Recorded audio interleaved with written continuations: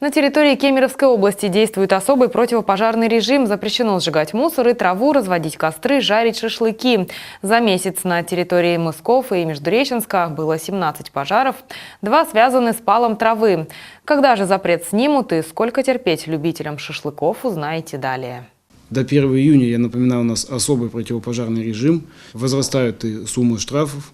Запрещено разводить костры, в том числе и для шашлыков, мангалы тоже запрещено. Жителям нашим потерпеть надо до 1 июня, и потом уже можно разводить костры в безветренную погоду, создавая специальные условия, это какой-то бочки, например, металлической, и создавать запас воды на противопожарные нужды. Напомню, это 200 литров должно быть на приусадебном дачном участке каждого жителя.